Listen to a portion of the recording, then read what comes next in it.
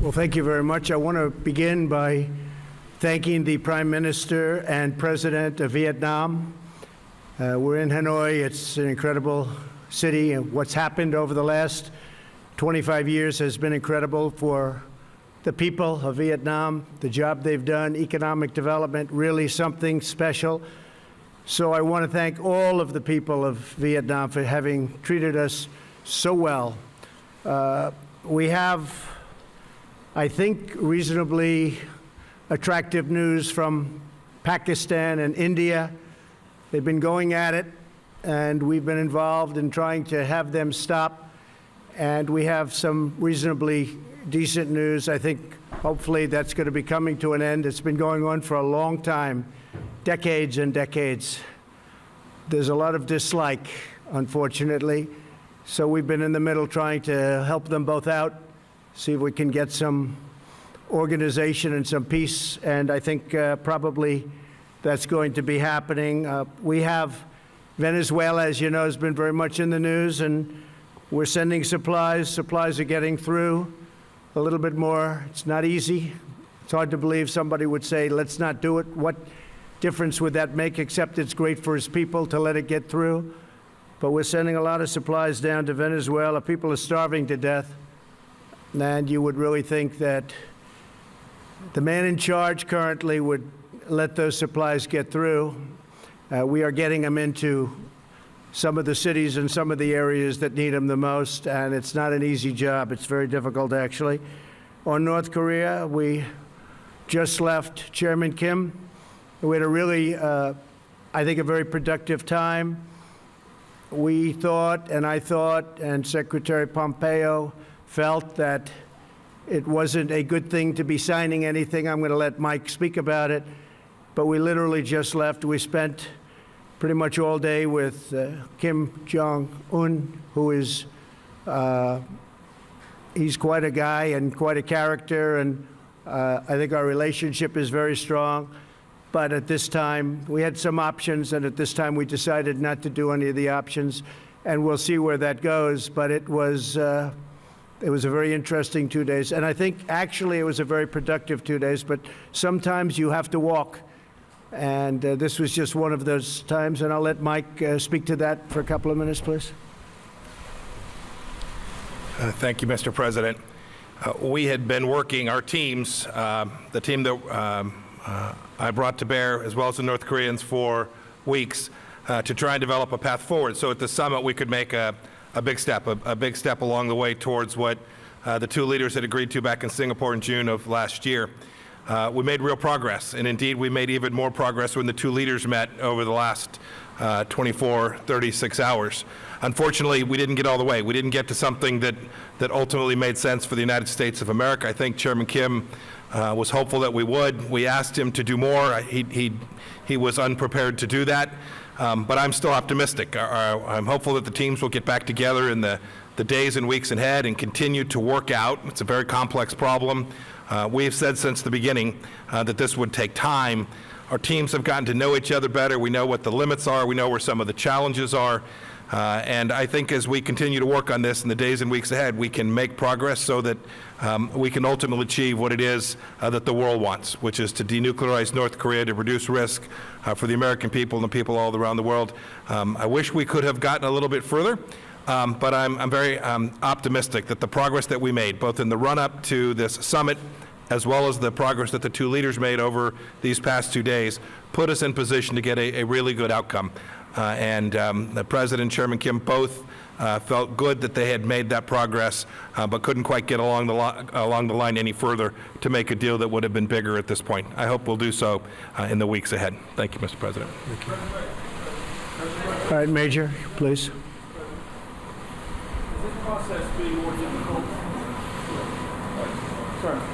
Has this process been more difficult than you thought? And was the North Korean demand for lifting of some sanctions the real sticking point here, in that you did not want to do that and they did?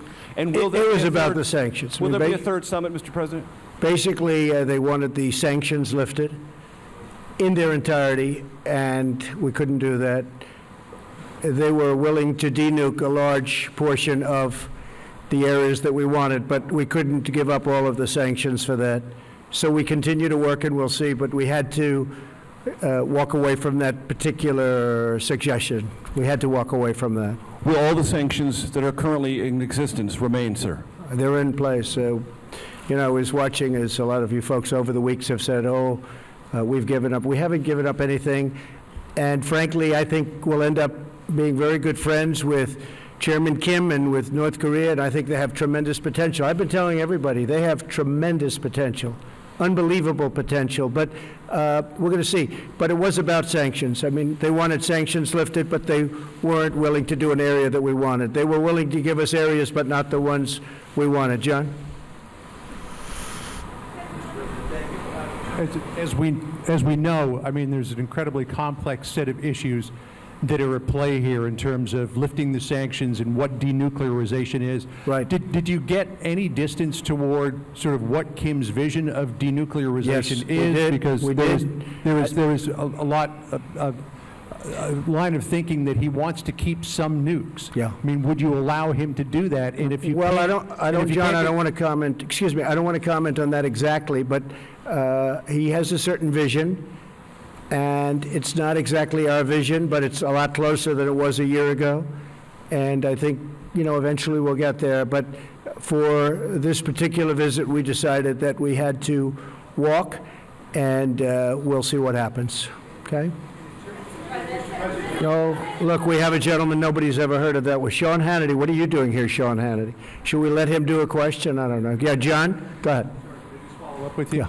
So if he wants the sanctions completely off and you want more on denuclearization, how can you bridge that gap between now and the next time you might sit down together? With time, it'll be bridged, I think, at a certain point. But there is a gap. We have to have sanctions, and he wants to denuke, but he wants to just do areas that are less important than the areas that we want. We know the country very well, believe it or not. We know every inch of that country, and we have to get what we have to get, because that's a big give. Yes, Sean, please. I work in radio and TV. The mic's on. Mr. President, thank you. Mr. Secretary, good to see you. Mr. President, if you could elaborate a little bit more. We have some history. President Reagan walked away in Reykjavik. A lot of condemnation at the time, and it ended up working out very well in the end for the United States. Was this mostly your decision, what message would you want to send Chairman Kim as he's listening to this press conference about the future and your relationship? Well, Sean, I don't want to say it was my decision, because what purpose is that? I want to keep the relationship, and we will keep the relationship. We'll see what happens over the next period of time. But as you know, we got our hostages back. There's no more testing. And one of the things, importantly, that Chairman Kim promised me last night is, regardless, he's not going to do testing of rockets and nuclear. Not going to do testing. So, I trust him, and I take him at his word. I hope that's true. But in the meantime, we'll be talking. Mike will be speaking with his people.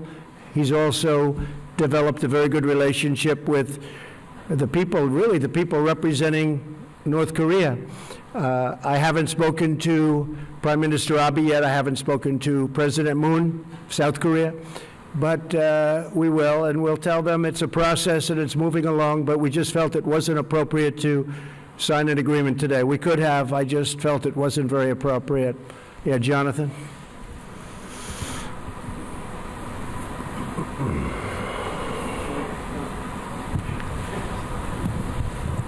Thank you, Mr. President. Two questions, if I may. First, did you learn anything new about Chairman Kim through this meeting? And secondly, of course, while this was going on, the drama back in Washington, your former lawyer, Michael Cohen, who worked for you for 10 years, his office right next to yours, right by yours at Trump Tower, he called you a liar, a con man, a racist. What's your response to Michael Cohen? Well, it's incorrect, and it's very interesting because I tried to watch as much as I could. I wasn't able to watch too much because I've been a little bit busy. But I think having a fake hearing like that and having it in the middle of this very important summit is really a terrible thing. They could have made it 2 days later or next week, and it would have been even better. They would have had more time. But having it during this very important summit is sort of incredible. And he lied a lot, but it was very interesting because he didn't lie about one thing. He said, no collusion with the Russian hoax. And I said, I wonder why he didn't just lie about that too, like he did about everything else. I mean, he lied about so many different things, and I was actually impressed that he didn't say, well, I think there was collusion for this reason or that. He didn't say that. He said no collusion. And I was, a little impressed by that, frankly. He could have gone all out. He only won about 95% instead of 100%. But the fact is there is no collusion, and I call it the witch hunt. This should never happen to another president. This is so bad for our country, so bad. You look at this whole hoax, I call it the Russian witch hunt. I now add the word hoax. It's a very, very bad thing for our country. But I was impressed with the fact that he, because the most important question up there was the one on collusion, and he said he saw no collusion. So we'll see what happens, but it was pretty shameful, I think. Yes, ma'am, please. President Trump. President Trump. Go ahead. How about one of you instead of three? Well, actually, I do have the microphone, I guess, so... Excuse me. Person in the front. Go ahead. No, not you. Excuse me. Yeah, we'll get to you. Thank you. Thank you, President Trump. Jane Tan with CNN News and Guangdong Television. What was the atmosphere like when you walk away from the negotiation table? I think it was very good, very friendly. This wasn't a walk away like you get up and walk out. No, this was very friendly. We shook hands. There's a warmth that we have. Now, I hope that stays. I think it will. But we are, we're positioned to do something very special. This has been going on for many decades. This isn't me. This should have been solved during many presidential runs, and, people talked about it. They never did anything. I get a kick out of so many people from past administrations telling me how to negotiate when they were there. In some cases, for 8 years, they did nothing. But I think the relationship was very warm, and when we walked away, it was a very friendly walk. Mike, you might want to speak to that for a second. No, I agree. I talked with my counterparts as well. Look, we hope we do more, but everyone's very focused on how we continue to build on this. We are certainly closer today than we were 36 hours ago, and we were closer then than we were a month or two before that. So real progress was made. I think everyone had hoped we could do just a little bit better, but the departure was with an agreement that we would continue to work on what has been an incredibly difficult problem.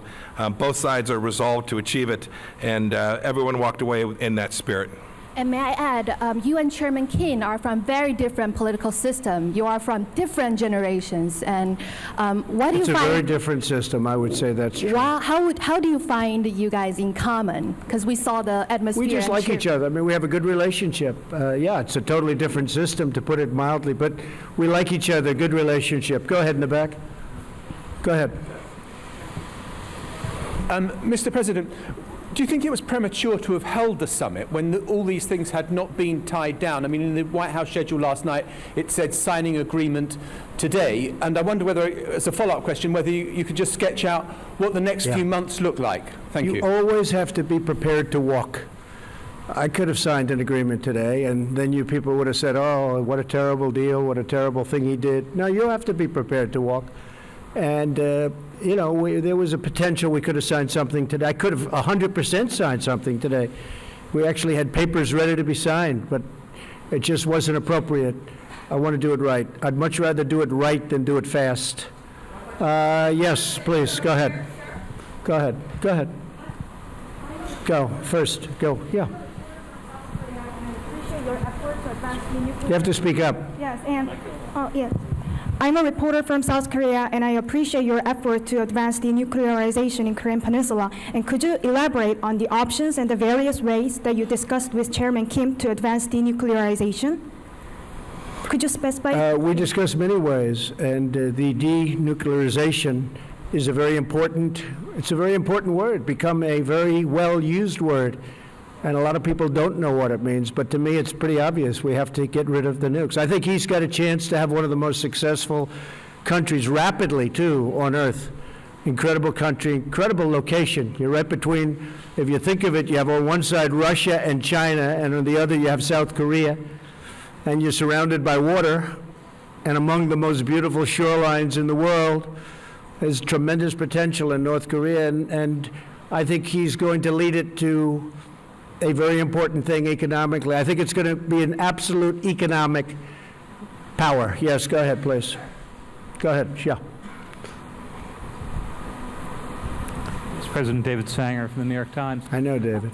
6 months ago when you spoke, or 8 months ago in Singapore, you said if you didn't have something in 6 months, we should come back and ask you about it. In that time, you have seen Chairman Kim increase the number of missiles he's produced and continue to produce more nuclear material.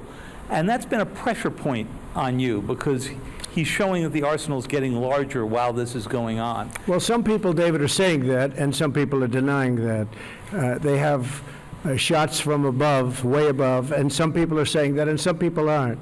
But I could have taken that out today, but I think you and others would have said we didn't get enough for what we'd be giving up. So, and don't forget, we're partners with a lot of countries on this, if you think about it, with the sanctions. We have a whole big partnership with the United Nations and many countries, including Russia, China, and others. And then, of course, South Korea is very important to this whole thing, and Japan.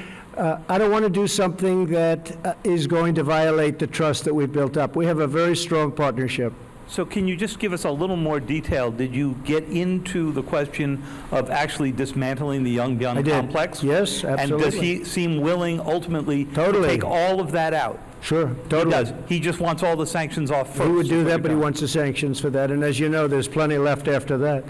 And I just felt it wasn't good. Mike and I spent a long time negotiating and talking about it to ourselves, and I felt that particular, as you know, that facility, while very big, it wasn't enough to do what we were doing. So he was willing to do Yongbyon, but you wanted more than that, I assume? We had to including- have more than that, yeah. We had to have more than And that, so you because needed there are more? other things that you haven't talked about, that you haven't written about, that we found, and we have to have. That was done a long time ago, but the people didn't know about. Including And the we brought- uranium, including yeah, the second uranium enrichment plant. Exactly. And we brought many, many points up that I think they were surprised that we knew. But we had to do more than just the one level, because if we did the one level and we gave up all of that leverage, it's been taking a long time to build. So he And I was- want to take- He was by the not way, willing ju- to take out that second. David, I want to take off the sanctions so badly, because I want that country to grow. That country has got such potential, but they have to give up more. We could have done that deal. Mike, you want to speak to that?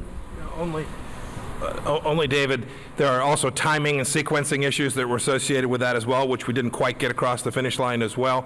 But remember, too, even that facility, even the Yongbyon facility, and all of its scope, which is important for sure, still leaves missiles, still leaves warheads and weapon systems.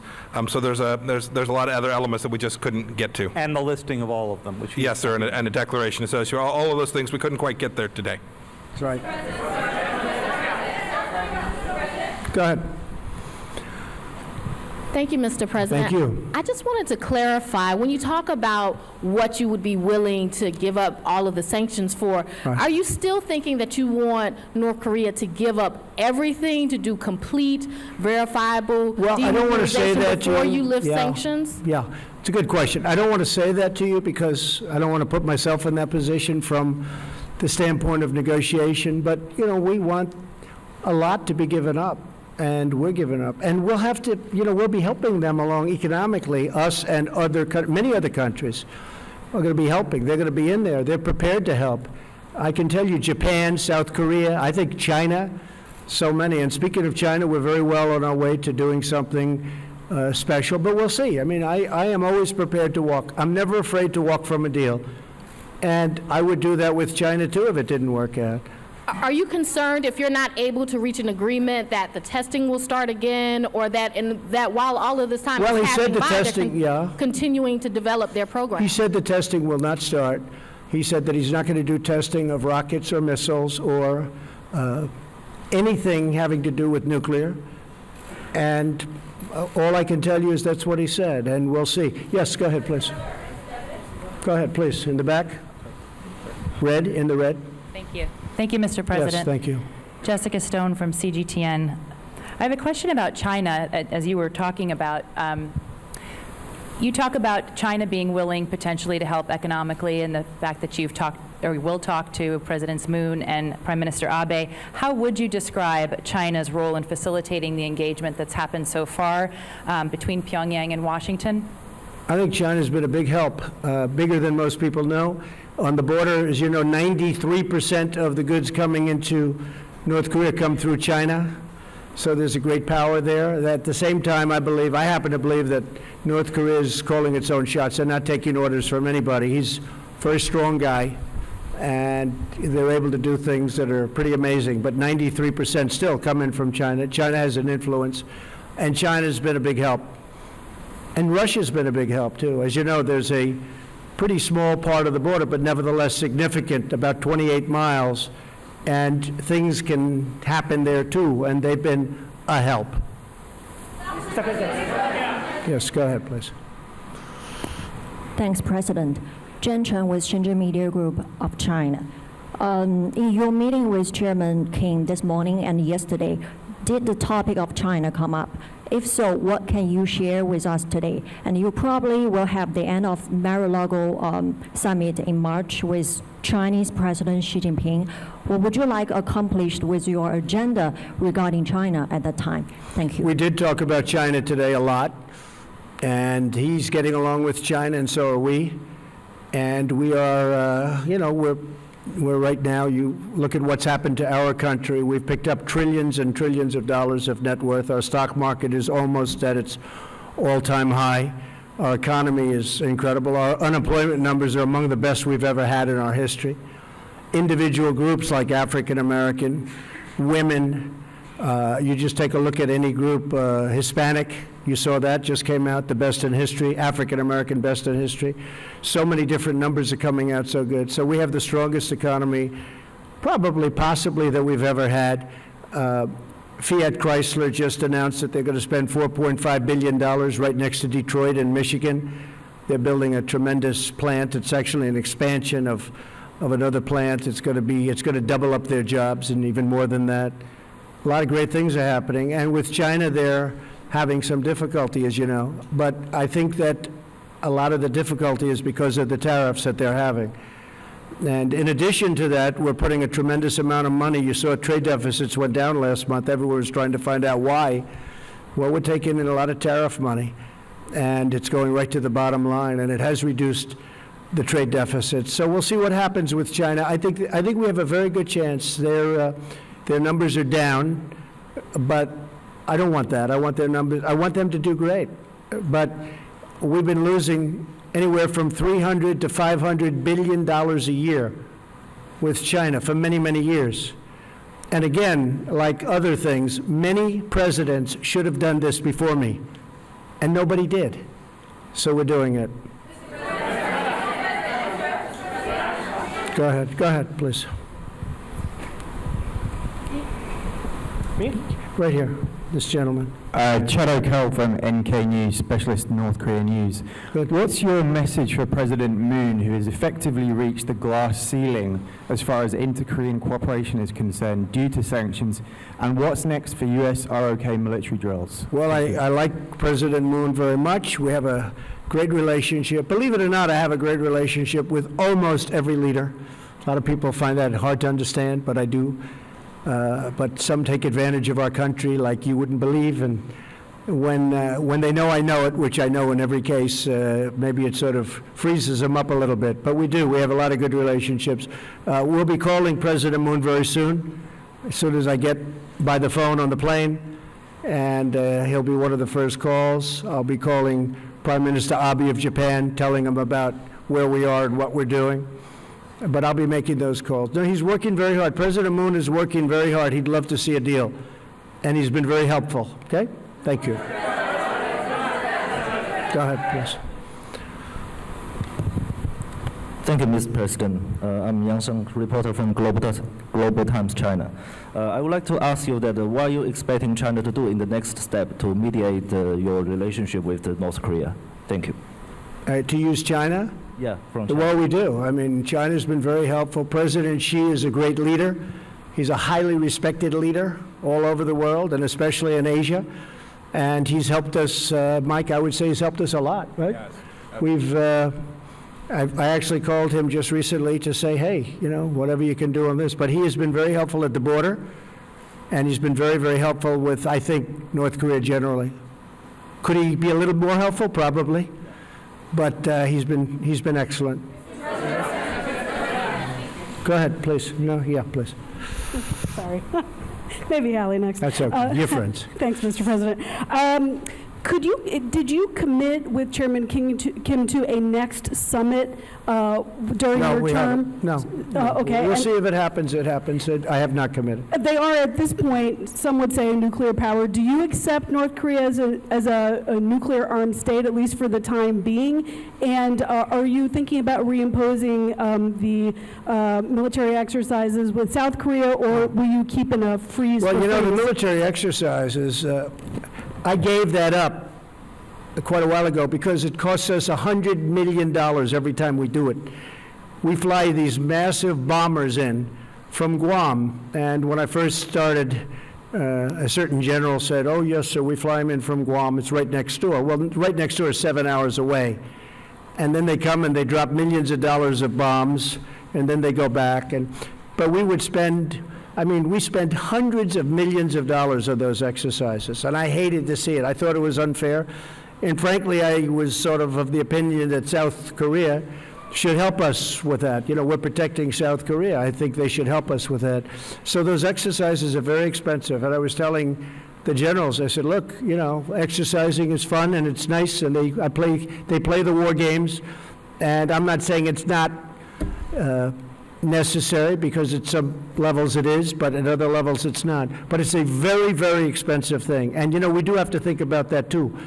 But when they spend hundreds of millions of dollars on those exercises, and we don't get reimbursed, we're spending a tremendous amount of money on many countries, protecting countries that are very rich, that can certainly afford to pay us, and then some. And those countries, by the way, and those countries know that it's not right, but nobody's ever asked them before, but I've asked them, and we're gaining a lot of money. We picked up over $100 billion just in NATO over the last 2 years. $100 billion more has come in. And we're doing that with a lot of countries. You'll be seeing that a lot. Yes, sir, please. President, sir. Yeah, 1 second, please. Yes, thank you, Mr. President. You have a personal relationship, and I believe Vice President Pence does, with the family of Otto Warmbier. I'm wondering, you've talked about this week's about Kim Jong-un being my friend. You called him on Twitter. You said you have a great relationship. Have you in Singapore or here confronted Kim Jong-un about Otto Warmbier's death? I have. Asked him to take responsibility. And what did he say to you? And why do you call him your friend? I have, and I have talked about it. And I really don't think it was in his interest at all. I know the Warmbier family very well. I think they're an incredible family. What happened is horrible. I really believe something very bad happened to him, and I don't think that the top leadership knew about it. And when they had to send him home, by the way, I got the prisoners back, I got the hostages back, and Otto was one of the hostages, but Otto came back in shape that was not even to be talked about. I thought it was horrible. Now, the others came back extremely healthy, but Otto came back in a condition that was just terrible. And I did speak about it, and I don't believe that he would have allowed that to happen. It just wasn't to his advantage to allow that to happen. Those prisons are rough. They're rough places, and bad things happened. But I really don't believe that he was, I don't believe he knew about it. Did he tell you that he did not, did Kim Jong-un tell you? He felt badly about it. I did speak to him. He felt very badly. He knew the case very well, but he knew it later. And, you know, you got a lot of people, a big country, a lot of people. And in those prisons and those camps, you have a lot of people. And some really bad things happened to Otto. Some really, really bad things. Why are you? But he tells me that he didn't know about it, and I will take him at his word. Yes, ma'am. Go ahead, please. Please go ahead in the back. No, in the back, behind you. Thank you. Mr. President, Schwarzman Valentino, Sputnik News Agency. Have you discussed the issue of possible inspections to North Korea nuclear sites during your negotiations? You're going to have to speak a little louder. And where are you from? Russia, Sputnik News Agency. Okay. Have you discussed the issue of possible inspections to North Korea's nuclear sites during your talks with the chairman? Why don't you answer that, Mike? I can't. Good. Inspections I was worried nuclear about my. sites. International inspections. inspections, yes. Inspections on North Korea? Yeah, inspections We'd be able, to yeah. the nuclear We'd be able to sites. do that very easily. We have that set up, so we would be able to do that very easily. The inspections on North Korea will take place and will, if we do something with them, we have a schedule set up that is very good. We know things that, as David was asking about certain places and certain sites, there are sites that people don't know about that we know about. We would be able to do inspections, we think, very, very successfully. Yes, ma'am, please, please. Yes, go ahead, please. Yes.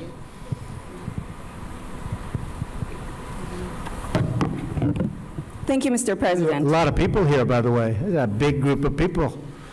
Yes. Go ahead. Khan News Israel, Mr. Good. President. Good. Following this engagement with North Korea, you're trying to bring peace to the Middle East.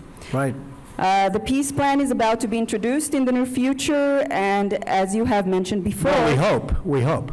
We're working hard on the peace plan, and we hope it will be. I believe you do, but as you mentioned before, it will require Israel to make compromises to the Palestinians. As far as you know, is Prime Minister Netanyahu willing to make these compromises, which are very much needed? And the second question, Mr. Netanyahu is about to be indicted today with corruption allegations. Do you wish to tell him something on this occasion? Well, I just think he's been a great prime minister, and I don't know about his difficulty, but you're telling me something that, you know, people have been hearing about, but I don't know about that. I can say this, that he's done a great job as prime minister. He's tough, he's smart, he's strong. He is very defensive. His military has been built up a lot. They buy a lot of equipment from the United States, and they pay for it. Of course, we give them tremendous, as you know, subsidy also. $4 billion is a lot each year, but they've been very, very good. They've been incredible, actually, in many ways. But there is a chance for peace between Israel and the Palestinians. And, you know, it's interesting. All my life, I've heard that the toughest of all deals, when they talk about tough deals, we all like deals, but the toughest of all deals would be peace between Israel and the Palestinians. They say it's like the impossible deal. I'd love to be able to produce it. We'll see what happens. You know, we were paying the Palestinians a lot of money, and I ended that about 2 years ago because they weren't saying the right things. And I said, why would we pay somebody that's not saying nice things about us and not really wanting to go to the peace table? And they've been much better, and we'll see what happens. But I think we Netanyahu really, made concessions? I think we have actually a good shot at peace between Israel and the Palestinians. Yeah, go Netanyahu ahead, made please, concessions? sir. Mr. President, I'm from China. My question is, do you still believe it is possible that the North Korea and U.S. relation could be like the U.S. and the Vietnam relation in the future? You have to go again? Do you still believe that it is possible the relation between U.S. and North Korea in the future could be like the relation between U.S. and Vietnam? Yeah, I think we're going to have, we have very, very good relations. And by the way, speaking of, you mentioned Japan, we have a lot of good things happening with Japan. We have trade talks started. For years, Japan has been sending millions and millions of cars in, and as you know, it's not been a very fair situation for the United States. We're starting trade talks with Japan. They actually started about 3 months ago, and I think we'll have a very good deal for the United States. But that's been a very unfair situation. Prime Minister Abe understands that, and that's fine. Yes, sir, please, back there. Thank you, Mr. President. I'm Ching Yichang with Shanghai Media Group. Do you think the next meeting could be soon or might take some time? Well, I can't tell you. I mean, it might be soon. It might not be for a long time. I can't tell you. I would hope it would be soon, but it may not be for a long time. I could have done a deal today, but it would have been a deal that wouldn't have been a deal that would have been something that I wouldn't have been happy about. Mike would not have been happy about. We had some pretty big options, but we just felt it wasn't appropriate, and we really want to do it right. Yes, in the back. Yes, ma'am, please. Debbie Edward, ITV News. At which point did it become clear to you that you wouldn't be getting a deal here in Hanoi? The language from yourself and Kim Jong-un was very positive last night and even this morning, and therefore was it a mistake to No, I think the language was good all throughout. The language has been good even now, but I don't go by language, because we had probably the toughest language in the history of diplomacy, if you call it diplomacy, at the beginning, and yet we became very friendly. I don't believe there was any tougher language ever than that. But again, this was something that should have been handled by other presidents long before me, and long before they had the kind of power that they have. But it wasn't. It should have been done by many. I'm not just blaming the Obama administration, which, by the way, it did nothing, absolutely nothing on North Korea. It allowed things that happened and to happen that were very inappropriate. But I'm not blaming the Obama administration. I'm blaming many administrations. Something should have happened. But I don't think the rhetoric's been bad at all. Initially, it was horrible, but now it's been very good. All right, one more. How about you? Go ahead, please. Please, go ahead. Go ahead. South Korea, Jong-an came from South Korea. Good. Channel 8, Dongaevo, South Korean media outlet here. I'd like to ask you, you said that we do not particularly know when North Korean leader will be willing to come to the table and take the actions that's been required. If that's the case, would the U.S. be willing to strengthen the sanctions and perhaps put the pressure on North Korea to move forward? I don't want to comment on that. I can just tell you this, that we have very strong sanctions. I don't want to talk about increasing sanctions. They're strong. They have a lot of great people in North Korea that have to live also, and that's important to me. And I would say this, my whole attitude changed a lot because I got to know, as you know, Chairman Kim very well, and they have a point of view also. So I don't want to really talk about that. I just think that hopefully for the sake of South Korea, for the sake of Japan, and frankly for the sake of China, I was talking to President Xi, who really is a man that gets the respect of a lot of people. I say, you can't love having a nuclear state right next to China. And he doesn't. He really doesn't. He would like to see that problem solved, too. So that's it. Well, ladies and gentlemen, I'm about to get on a plane and fly back to a wonderful place called Washington, D.C. So thank you very much. Thank you, fellas. Thank you very much.